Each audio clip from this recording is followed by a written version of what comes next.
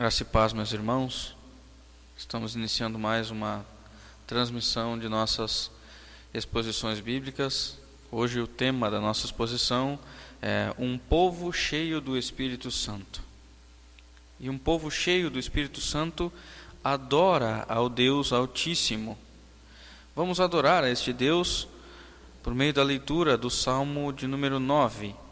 Salmo de número 9. Nós leremos do verso 1 ao verso 11. Salmo de número 9, do verso 1 ao verso 11, nos diz assim a palavra do Senhor. Ao mestre de canto, segundo a melodia, a morte para o filho, Salmo de Davi. Louvar-te-ei, Senhor, de todo o meu coração. Contarei todas as tuas maravilhas. Alegrar-me-ei e exultarei em ti. Ao teu nome, ó Altíssimo, eu cantarei louvores. Pois, ao retrocederem os meus inimigos, tropeçam e somem-se da tua presença. Porque sustentas o meu direito e a minha causa, no trono te assentas e julgas retamente. Repreendes as nações, destróis o ímpio e para todo o sempre lhes apagas o nome. Quanto aos inimigos, estão consumados. Suas ruínas são perpétuas. Arrasaste as suas cidades, até a sua memória pereceu. Mas o Senhor permanece no seu trono eternamente, trono que erigiu para julgar. Ele mesmo julga o mundo com justiça, administra os povos com retidão. O Senhor é também alto refúgio para o oprimido, refúgio nas horas de tribulação. Em ti, pois, confiam os que conhecem o teu nome, porque tu, Senhor, não desamparas os que te buscam. Cantai louvores ao Senhor, que habita em Sião. Proclamai entre os povos os seus feitos. Vamos repetir esse verso 11. Cantai louvores ao Senhor, que habita em Sião. Proclamai entre os povos os seus feitos. Adorando a esse Deus Altíssimo, vamos cantar louvores ao Senhor. Nesse momento, então, entoando o hino de número 21 dos nossos hinários, hino de número 21, Deus de Abraão. Cantemos juntos o hino de número 21.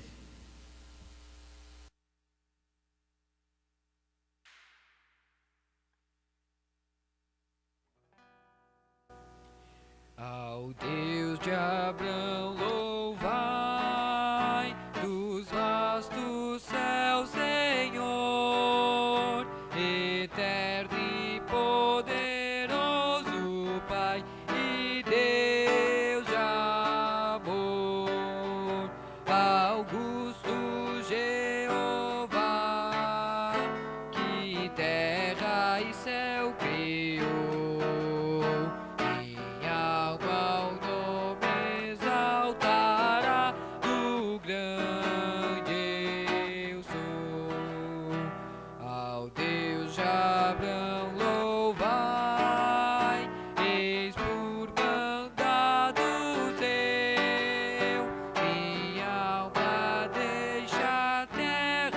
Vai gozar do céu. O mundo desprezei, seu lucro e seu valor. E Deus por meu quinhão tomei e protetor. Meu guia Deus será, seu infinito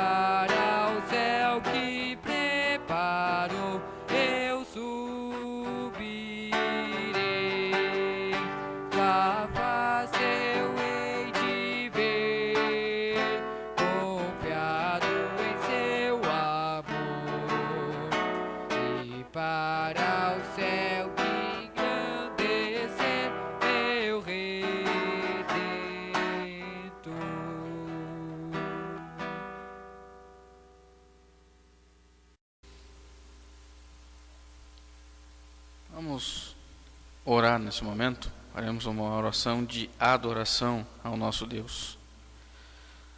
Adoramos-te, ó Deus, porque tu és o único Deus, o único Senhor, o único digno de ser adorado.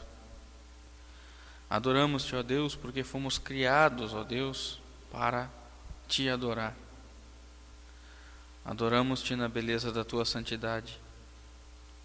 Adoramos-te porque tu fez os céus e a terra, e porque nos fizeste a tua imagem e semelhança.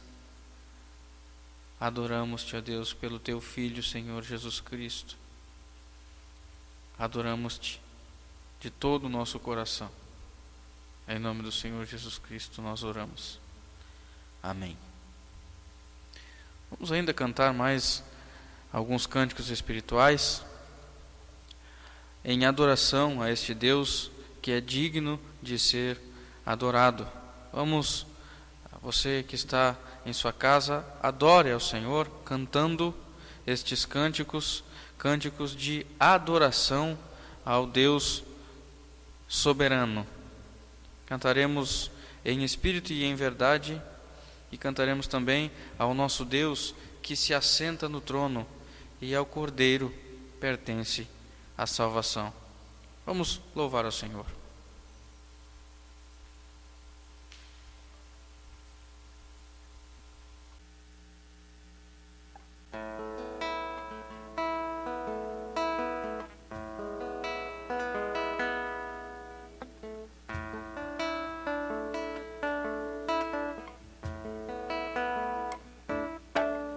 Em espírito, em verdade, te adoramos,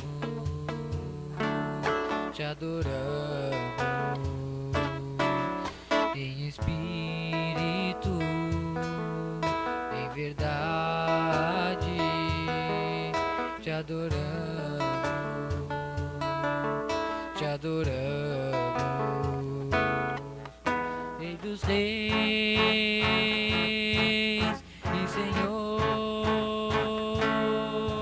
te entregamos nosso viver. Rei dos reis e Senhor, te entregamos nosso viver pra te adorar, ó Rei dos reis. Foi que eu nasci, ó Rei Jesus. Meu prazer é te louvar, meu prazer é estar nos átrios do Senhor. Meu prazer é viver na casa de Deus, onde flui o amor.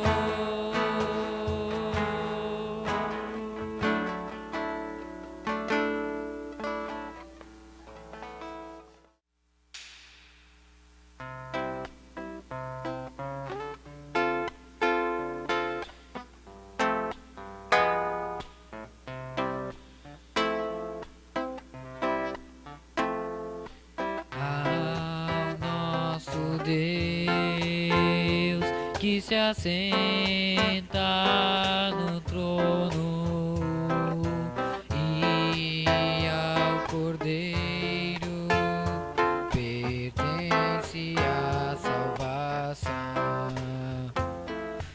Ao nosso Deus que se assenta no trono, e ao Cordeiro pertence a salvação. E o louvor e a glória e a sabedoria e as ações de graça e a honra e o poder e a força sejam ao nosso Deus pelos séculos dos séculos. Amém. Ao nosso Deus que se assenta no trono e ao Cordeiro pertence a salvação e o louvor e a glória e a sabedoria e as ações de graça e a honra e o poder e a força sejam ao nosso Deus pelos séculos dos séculos. Amém.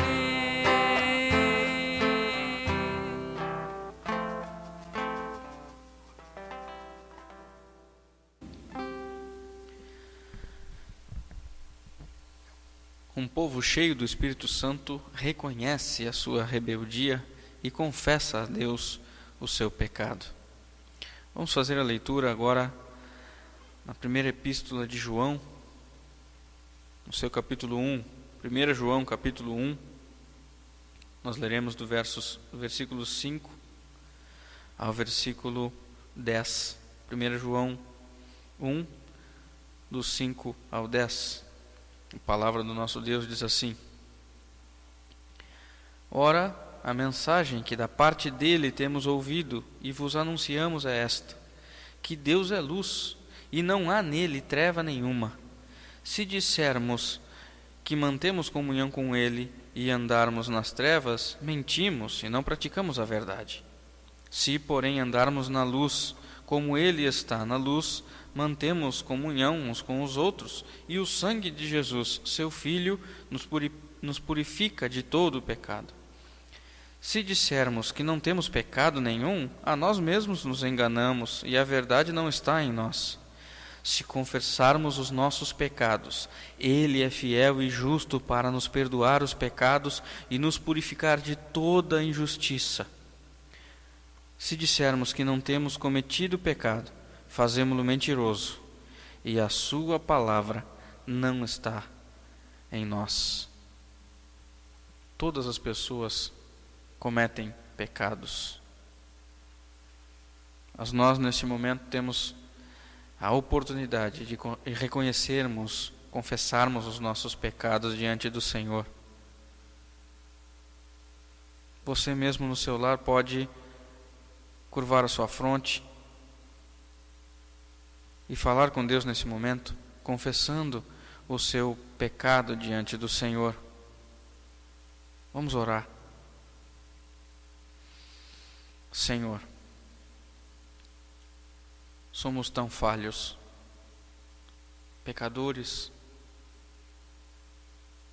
carecemos da glória de Deus, não temos como nos esconder do Senhor, porque o Senhor sonda o nosso coração.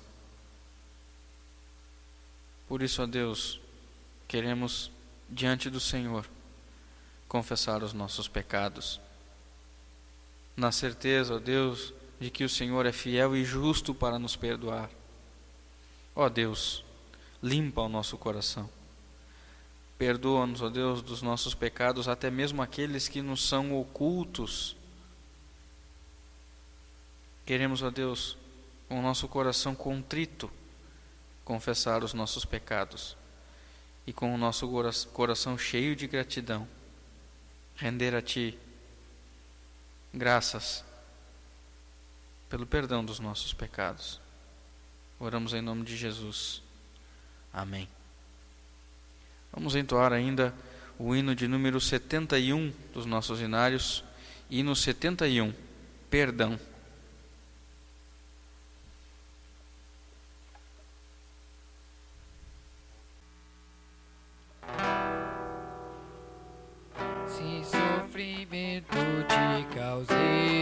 a Deus. Se é o meu exemplo fraco tropeçou, se eu não andei os bons caminhos teus, perdão, Senhor. Se vão e fútil foi o meu falar, se amor ao meu irmão não demonstrei, se ao sofredor eu não quis ajudar, perdão, Senhor. Se negligente foi o meu viver, sem me dispor a pelejar por ti, sem firme em teu trabalho não quis ser, perdão, Senhor.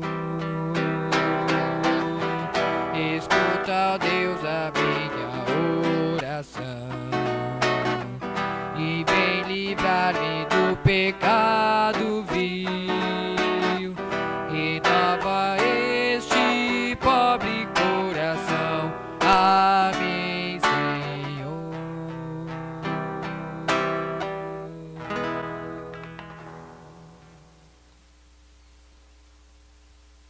Um povo cheio do Espírito Santo e justificado pela fé em Cristo se consagra ao Redentor. Vamos fazer a leitura bíblica agora na primeira epístola de Pedro. 1 Pedro, no capítulo 2, do versículo 6 ao versículo 10. 1 Pedro 2, do versículo 6 ao versículo 10. A palavra de Deus diz assim: pois isso está na Escritura: eis que ponho em Sião uma pedra angular, eleita e preciosa, e quem nela crê não será de modo algum envergonhado. Para vós outros, portanto, os que credes, é a preciosidade, mas para os descrentes, a pedra que os construtores rejeitaram, essa veio a ser a principal pedra angular, e pedra de tropeço e rocha de ofensa. São estes os que tropeçam na palavra, sendo desobedientes para o que também foram postos. Vós, porém, sois raça eleita, sacerdócio real, nação santa, povo de propriedade exclusiva de Deus, a fim de proclamardes as virtudes daquele que vos chamou das trevas para a sua maravilhosa luz. Vós sim, que antes não éreis povo, mas agora sois povo de Deus, que não tinhais alcançado misericórdia, mas agora alcançastes misericórdia. Glória a Deus, porque nós somos raça eleita, sacerdócio real, nação santa, povo de propriedade exclusiva do Senhor. E um povo que entende dessa forma, que é povo de propriedade exclusiva do Senhor, raça eleita, entende que tudo que ele tem vem de Deus.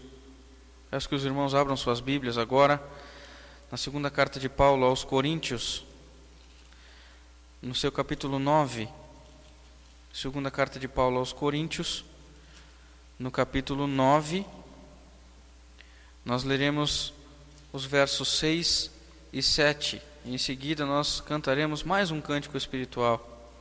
2 Coríntios, a segunda carta de Paulo aos Coríntios, no capítulo 9, nós leremos os versículos 6 e 7, que nos diz assim: e isto afirmo, aquele que semeia pouco, pouco também ceifará, e o que semeia com fartura, com abundância também ceifará. Cada um contribua segundo tiver proposto no seu coração, não com tristeza ou por necessidade, porque Deus ama a quem dá com alegria. Deus pode fazer-vos abundar em toda a graça, a fim de que, tendo sempre em tudo ampla suficiência, superabundeis em toda a boa obra. Nesse momento nós teríamos a consagração dos nossos dízimos e ofertas. Mas mesmo nós estando impossibilitados de vir presencialmente à igreja, há a possibilidade de nós cumprirmos com aquilo que nós somos feitos para fazer. Cumprir com o nosso propósito, que é devolver parte de tudo aquilo que nós ganhamos de Deus. Então você que é membro desta igreja, você que entende que tudo que tem vem do Senhor, você deve depositar os seus dízimos e as suas ofertas na conta que vai aparecer aqui em algum lugar do seu vídeo, na conta da Igreja Presbiteriana de Canoas. Afinal, nós somos uma congregação da Igreja Presbiteriana de Canoas. Então você que entende que tudo que tem vem do Senhor Jesus Cristo, você deve devolver os seus dízimos e a sua oferta, as suas ofertas nessa conta que vai aparecer no seu vídeo. Vamos mais uma vez entoar um cântico espiritual nesse momento de consagração de dízimos e ofertas.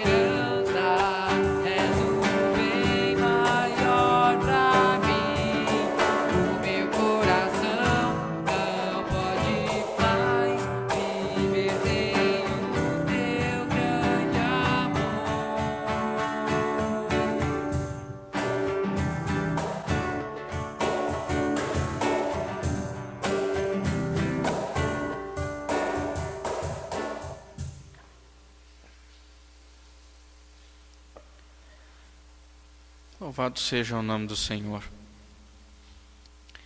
Passemos agora ao ápice dessa transmissão, que é a exposição da palavra do Senhor.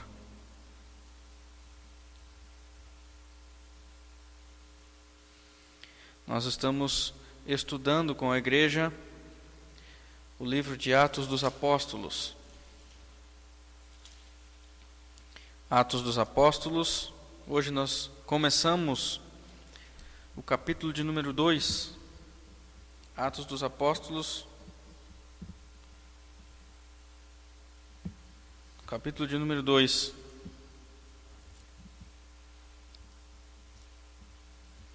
Nós Nós leremos do versículo 1 ao versículo 13.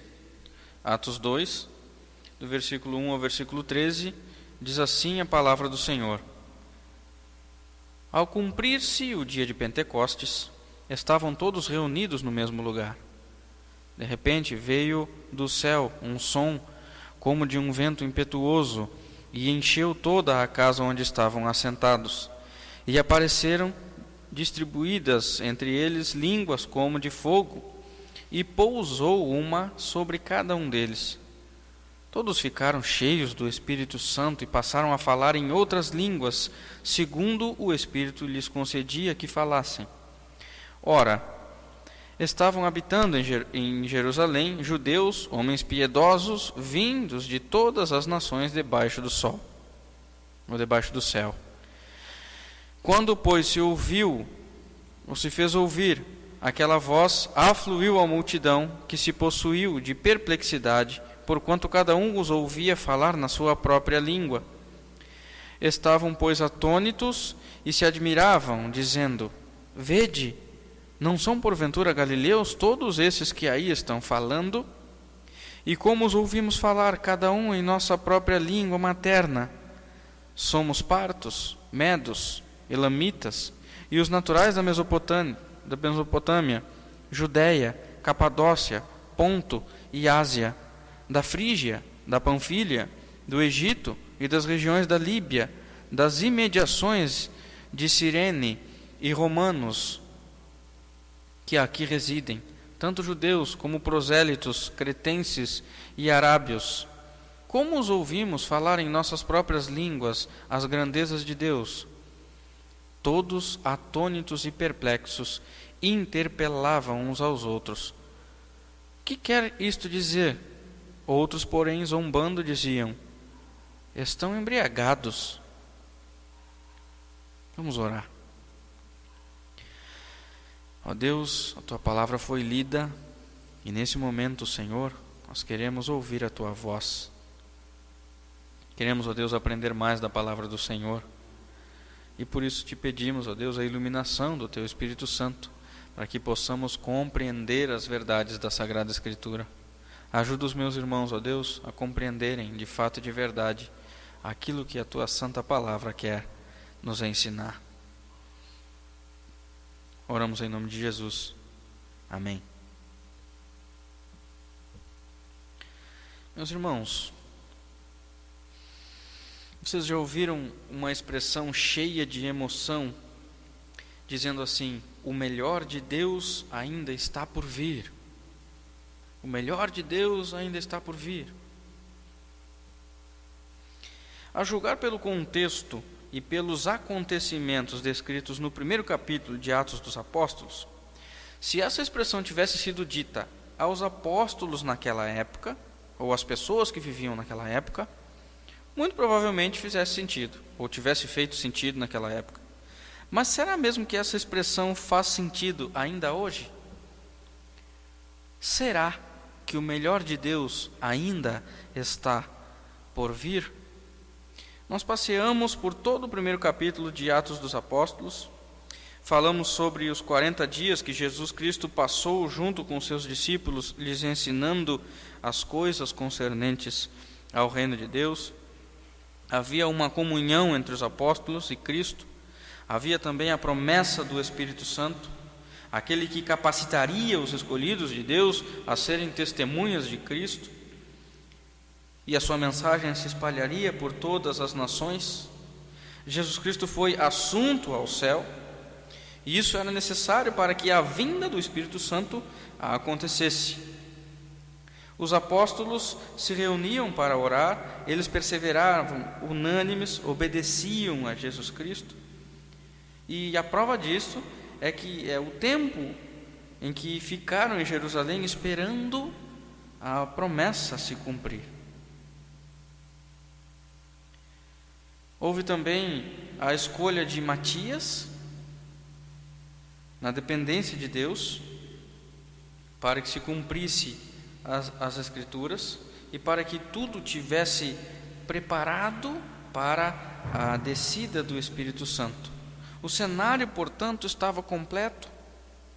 A promessa do Espírito iria se cumprir exatamente no dia de Pentecostes. E é isso que esse texto que nós lemos hoje, o sermão de hoje, nos mostra. Justamente a vinda do Espírito no Pentecoste. E esse é o tema deste sermão: a vinda do Espírito no Pentecostes. O capítulo 2 de Atos será exposto da seguinte forma. Hoje nós faremos uma exposição a respeito do derramamento do Espírito Santo, que foi o texto que nós lemos de Atos 2, do versículo 1 ao versículo 13. Nós faremos também uma exposição sobre a explicação daqueles acontecimentos, que muito provavelmente na sua Bíblia esteja escrito o discurso de Pedro. A partir dali, nós leremos do versículo 14 ao versículo 41, e por fim faremos uma exposição referente ao propósito daqueles acontecimentos, ou o resultado evidente e genuíno do derramamento do Espírito, que já está no final do capítulo 2, do versículo 42 ao versículo 47. Hoje, portanto, nós dividimos este sermão em pelo menos duas partes, e a primeira parte é a manifestação do Espírito Santo. A manifestação do Espírito, nós vemos isso no capítulo 2, do versículo 1 ao versículo 4. Você pode manter a sua Bíblia aberta para a melhor compreensão da Sagrada Escritura. E assim você pode ir acompanhando o texto bíblico à medida que ele vai sendo exposto. Em primeiro lugar, nós precisamos aqui observar a ligação que existe entre esse acontecimento, o derramamento do Espírito Santo, e a ascensão de Jesus Cristo. Jesus Cristo havia ordenado aos seus discípulos que esperassem pela promessa do Pai. Nós vemos isso no capítulo 1, no versículo 4. Os apóstolos esperaram em oração até que a promessa se cumpre. E o que é interessante aqui é o momento em que o Espírito é derramado, no dia de Pentecostes. O termo Pentecostes se refere, irmãos, ao 50º dia depois da Páscoa. Nós podemos ver a menção desse dia em Levíticos, no capítulo 23, que nos diz assim: contareis para vós outros deste dia, desde o dia imediato ao sábado, desde o dia em que trouxerdes o molho da oferta movida, 7 semanas inteiras serão até ao dia imediato ao 7º sábado. Contareis 50 dias, então trareis nova oferta de manjares ao Senhor. O Pentecostes, portanto, era celebrado no primeiro dia da semana, o nosso domingo. O Pentecostes era uma das grandes festas, ou uma das 3 grandes festas celebradas naquela época, e essas festas eram celebradas todos os anos. A primeira era a Páscoa, e nós vemos a menção dessa festa em Levíticos 23, versículos 4 a 8. A segunda era o Pentecostes, mencionada aqui, no versículo 15 e 16 de Levíticos 23. E a terceira era a festa dos tabernáculos, mencionada também no capítulo 23 de Levíticos, lá do versículo 33 ao versículo 43. Essa celebração do Pentecostes também é conhecida como Festa da Cega, ou Festa das Primícias. Nós vemos isso em Números, no capítulo 28.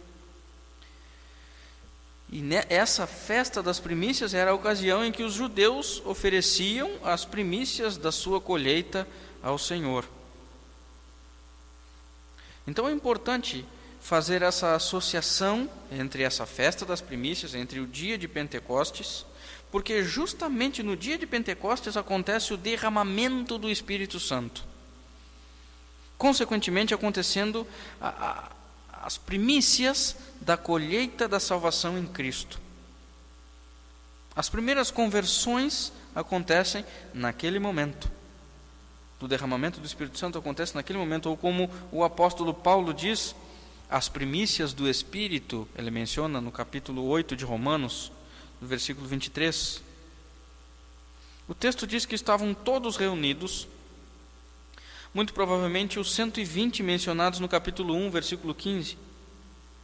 Aqueles 120 que compunham aquela assembleia estavam reunidos e de repente, ou seja, aquela manifestação aconteceu de maneira súbita.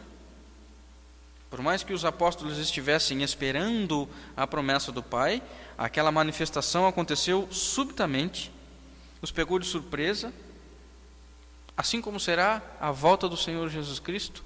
Ninguém sabe o dia e ninguém sabe a hora, será de surpresa, será de maneira súbita, não tem dia marcado. Então, para nossa compreensão, 3 pontos precisam ser destacados aqui, 3 sinais da presença de Deus. E um desses sinais é o que o texto fala, um vento. O vento impetuoso, não se sabe exatamente como tudo aconteceu, como foi exatamente esse vento, é difícil explicar como se dá, de onde vem o vento, embora nós saibamos que o vento o movimento do ar em uma grande quantidade, em uma grande concentração, não se sabe exatamente como é que isso acontece. Assim é o Espírito, irmãos. Não foi um simples vento vindo do céu, esse céu que você olha para cima e enxerga. Foi algo que veio do céu dos céus, da habitação de Deus, algo impressionante, esplendoroso, algo que encheu a casa. A primeira manifestação, então, é um vento impetuoso. O texto nos fala também sobre um fogo. Esse fogo, conforme nós vemos no Antigo Testamento, indica a presença de Deus. Se você lembrar, no livro de Êxodo, lá no capítulo 3, quando Moisés ouviu a voz de Deus naquela sarça que ardia, mas não se consumia, o fogo simbolizava a presença de Deus. O fogo é o símbolo da presença de Deus, que purifica e julga, conforme o texto de Mateus, lá no capítulo 3. Aquelas línguas como de fogo pousou sobre cada um daqueles 120 que estavam lá reunidos. Como eram essas línguas de fogo?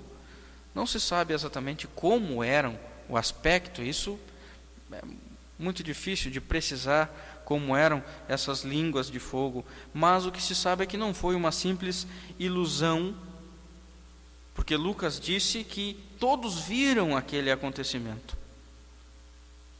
E isso também já é importante nós frisarmos aqui. Todos viram. Todos foram testemunhas. Todos. E também um outro sinal são as línguas.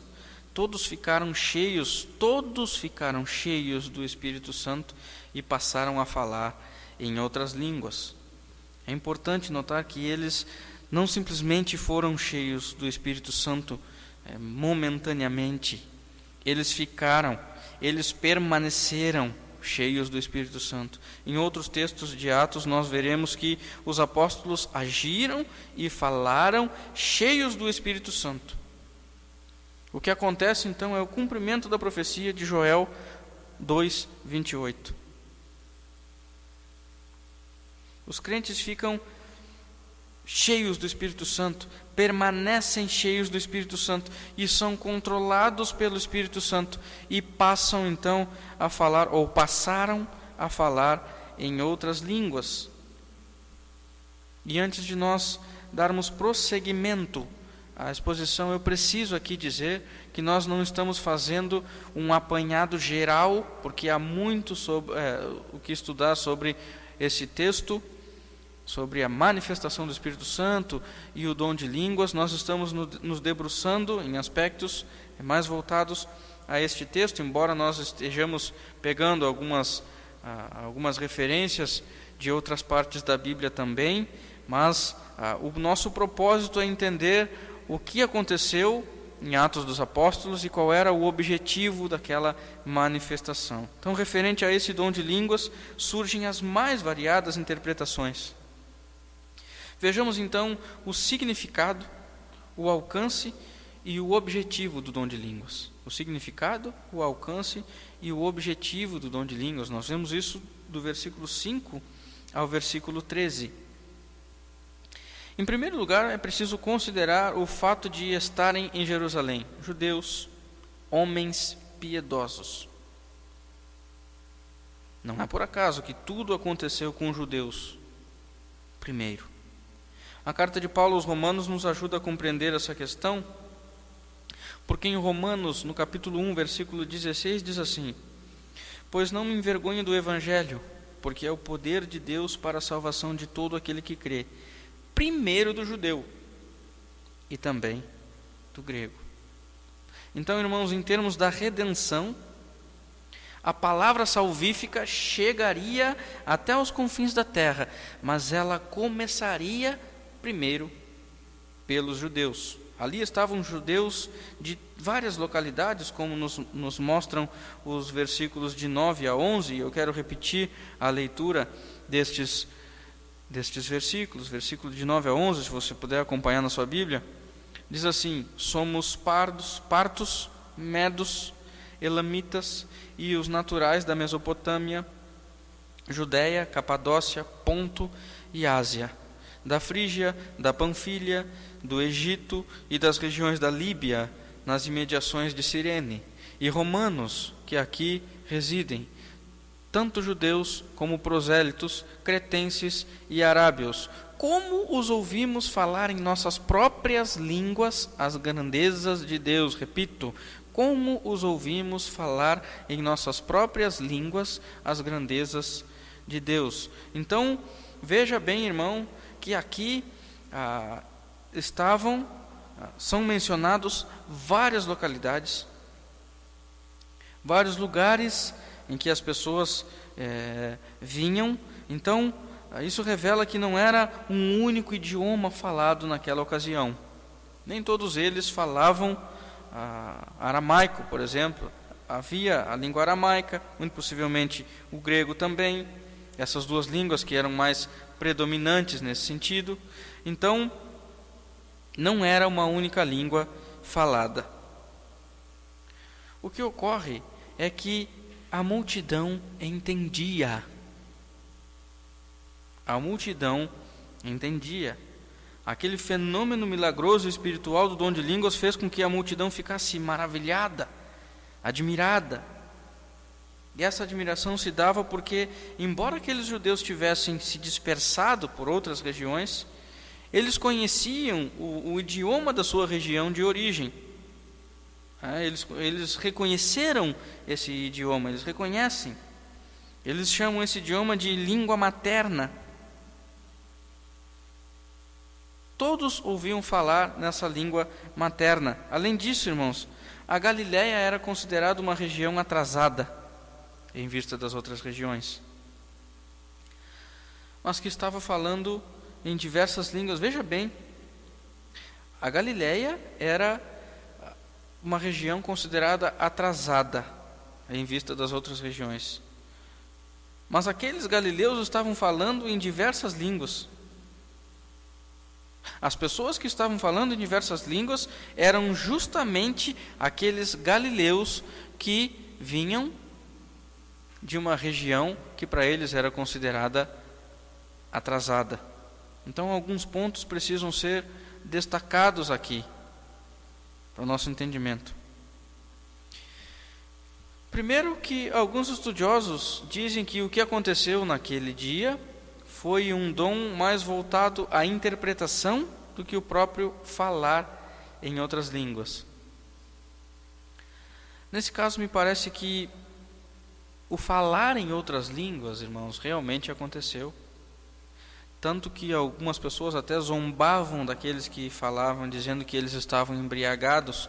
Eles acusavam aqueles homens de estarem embriagados. Então, me parece que o dom realmente é real, aconteceu. Outro ponto que precisa ser destacado também é que, de forma representativa, todas as nações do mundo estão representadas ali, naquelas mencionadas no texto, conforme nós lemos.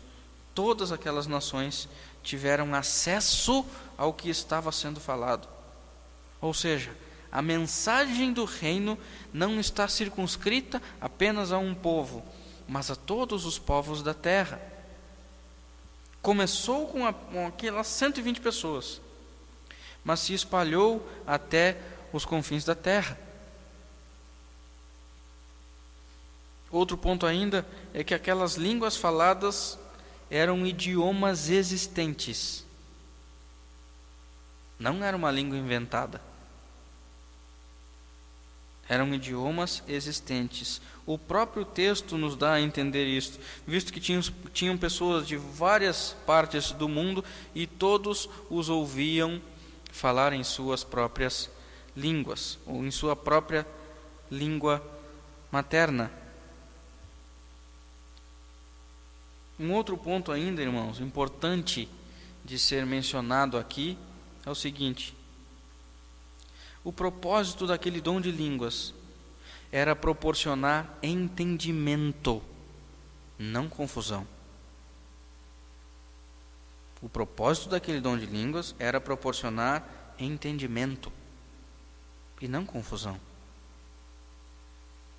Eu digo isso por uma questão muito simples. Recuam eis ekastos te idia dialecto lalunton auton. Vou repetir para que os irmãos entendam. Ecuam eis ekastos te idia dialecto lalunton auton.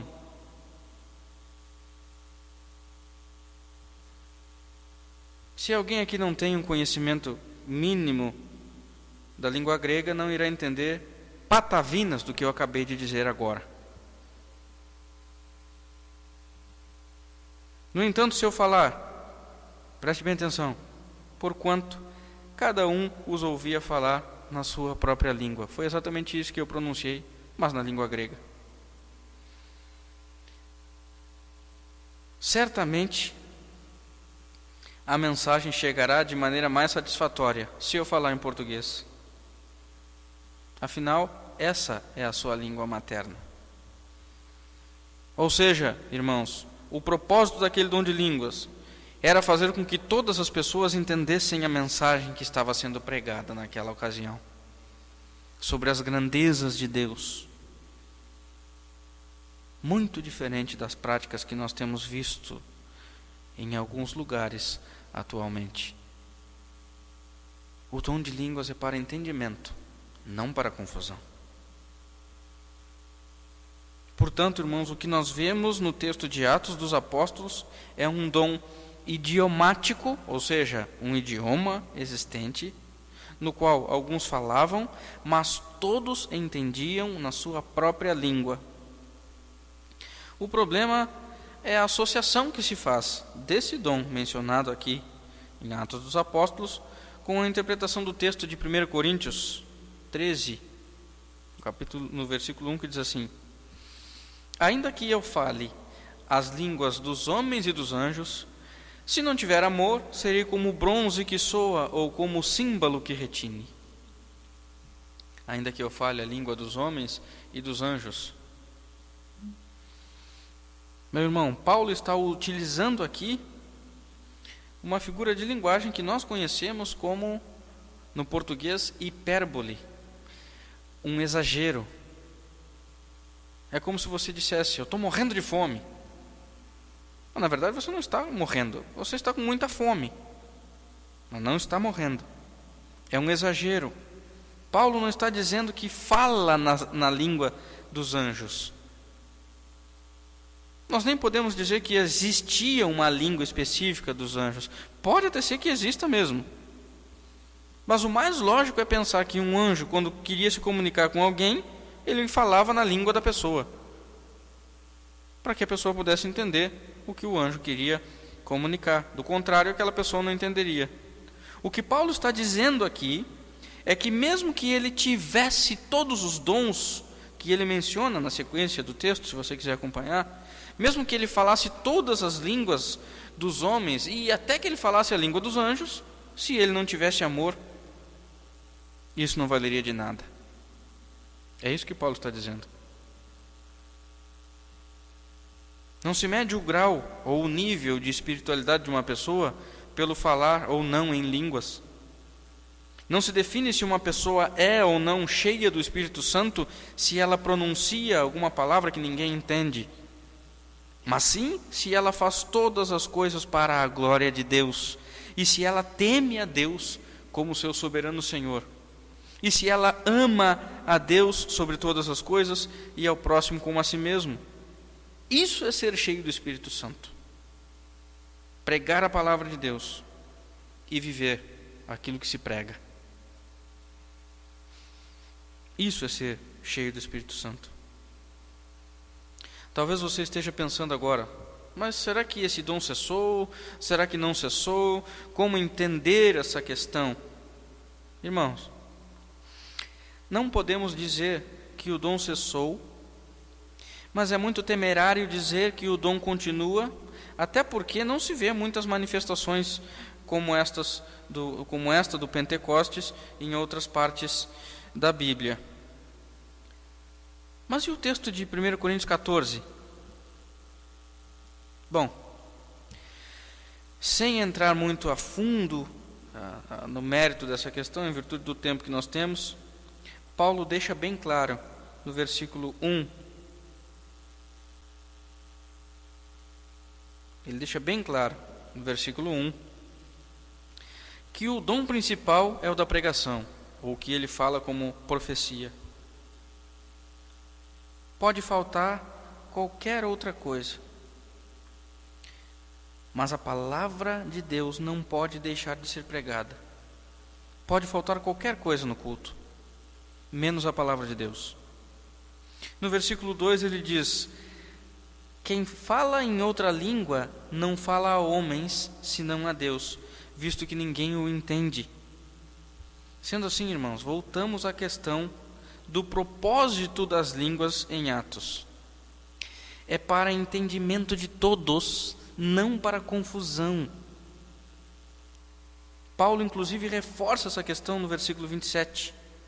Ele diz assim, no caso de alguém falar em outra língua, que não sejam mais do que 2, ou quando muito 3, e isto sucessivamente, ou seja, em sequência, e que haja quem interprete. Ou seja, irmão, se você fala em outra língua e ninguém entende, o único que vai te entender é Deus. É isso que ele quis dizer.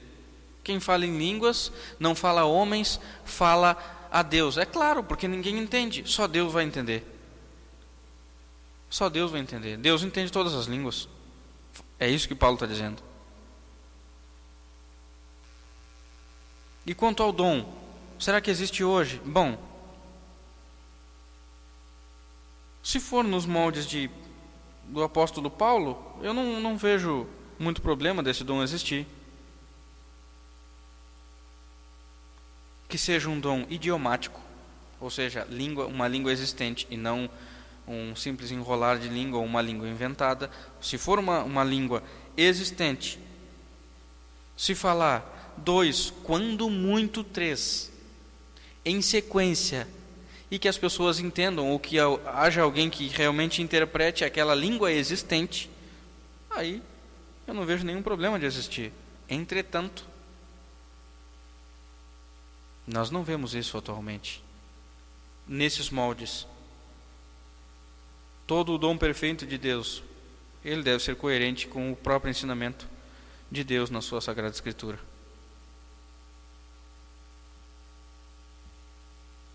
Do contrário, irmão, é melhor uma oração silenciosa, que você fala apenas com Deus,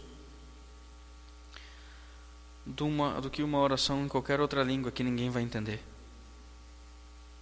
Na igreja, é melhor uma oração silenciosa, se não for nos termos da Sagrada Escritura. Vimos hoje, irmãos, que a promessa do Pai foi cumprida. O Espírito Santo foi derramado não só naquelas 120 pessoas que estavam reunidas por ocasião do dia de Pentecostes, não só no restante do povo de várias nações que lá estavam também, mas em todo o povo escolhido de Deus, espalhado pela face da terra. Esse mesmo Espírito capacita homens a pregar o Evangelho e tira a venda dos olhos dos seus escolhidos para que eles entendam a verdade do Evangelho.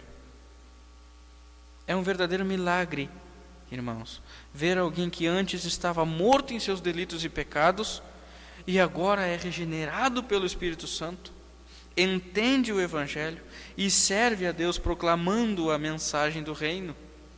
Isso é um milagre.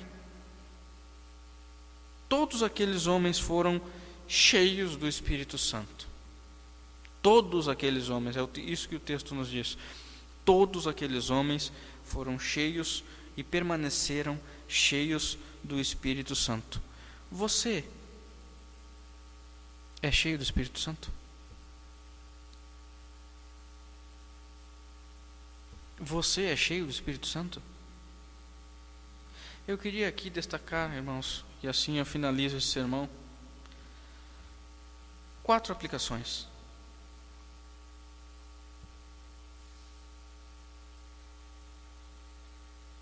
A primeira delas é a seguinte: não pense que a prova de você estar cheio do Espírito Santo é falar em outra língua. Aliás, se essa prática ocorre fora dos padrões bíblicos, é mais provável que seja uma prova de emocionalismo do que uma prova de espiritualidade. Então não queira provar que você é mais espiritual que alguém ou mais cheio do Espírito Santo pelo falar em outra língua. Porque pode ser apenas emoção. Além disso, mostre que você é cheio do Espírito Santo com uma vida de piedade, como aqueles judeus mencionados no texto viviam, judeus piedosos. Como é que se mostra uma vida cheia de piedade? Vivendo de acordo com a Sagrada Escritura. Viva de acordo com a Sagrada Escritura. A terceira aplicação é a seguinte: mostre que você é cheio do Espírito Santo pregando o Evangelho a toda criatura. Afinal, foi para este propósito que Deus nos chamou.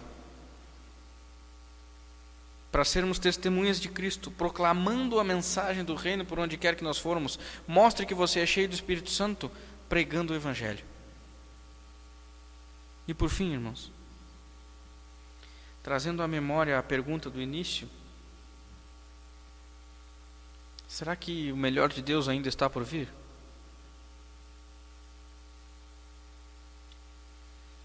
Meu irmão, o melhor de Deus já veio.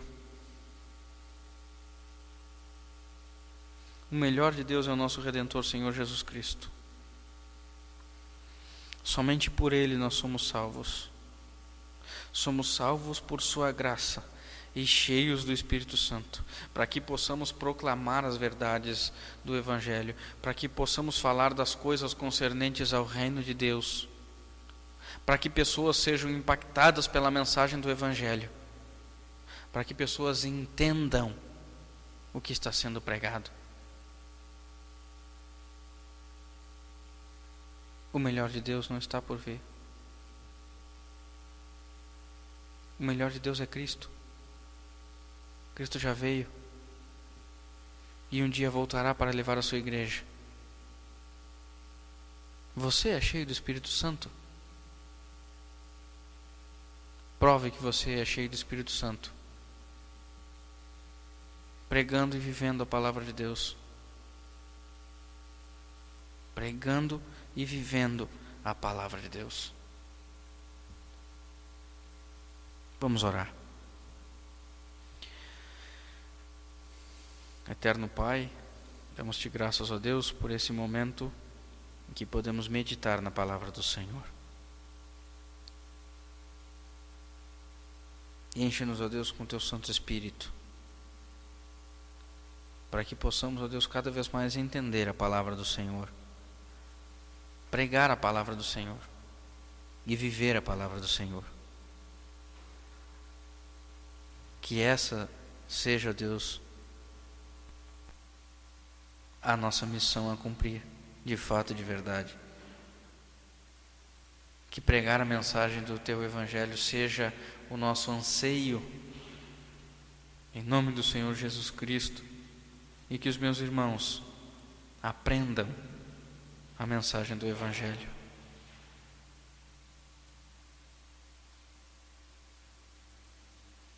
Oramos em nome de Jesus. Amém. Vamos cantar a bênção apostólica.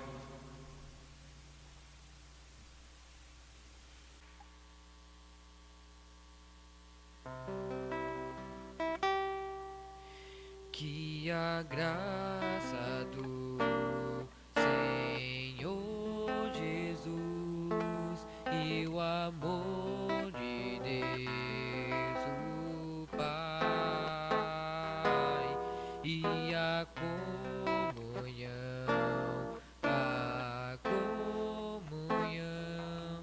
do Espírito venha aqui. Reine para sempre, reine para sempre, reine para sempre. Amém. Que a graça do Senhor Jesus e o amor de Deus o Pai e a comunhão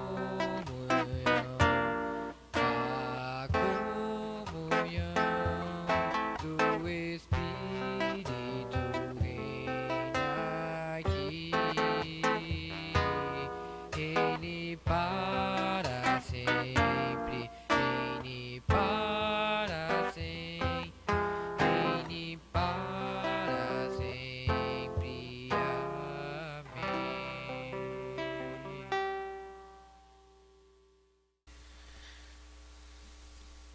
Meus irmãos, chega ao final mais uma transmissão da nossa exposição bíblica aqui da Igreja Presbiteriana de Gravataí.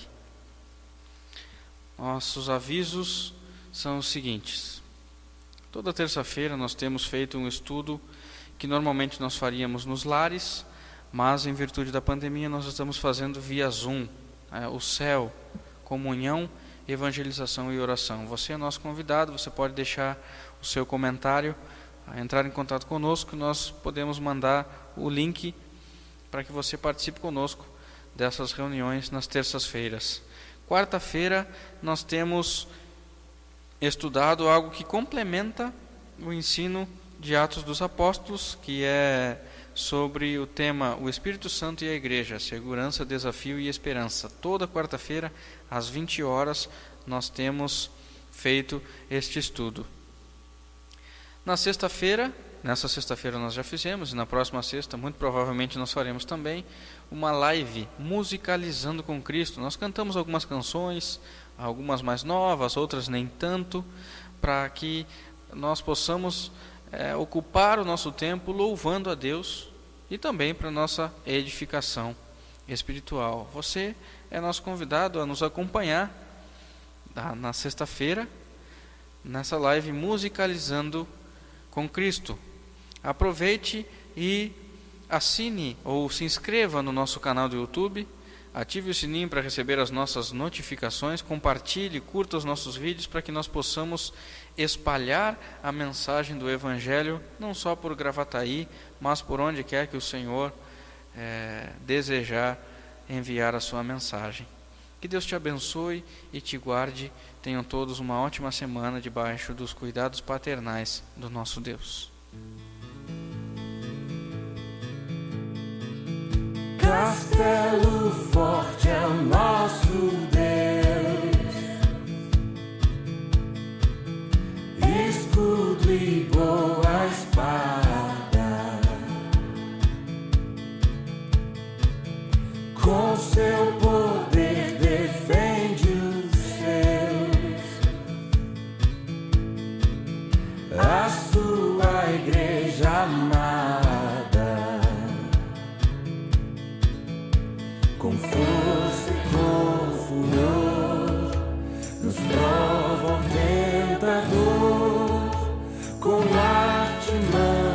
traz e astúcias infernais. Iguais não há na terra.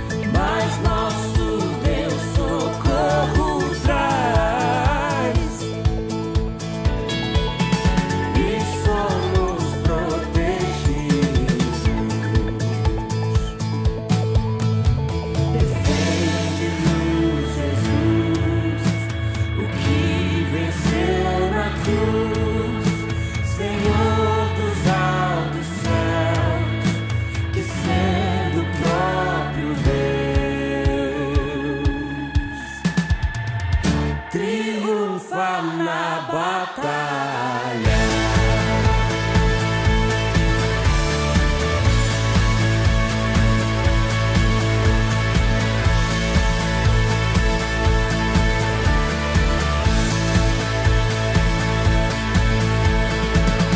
Sim, que a palavra ficará.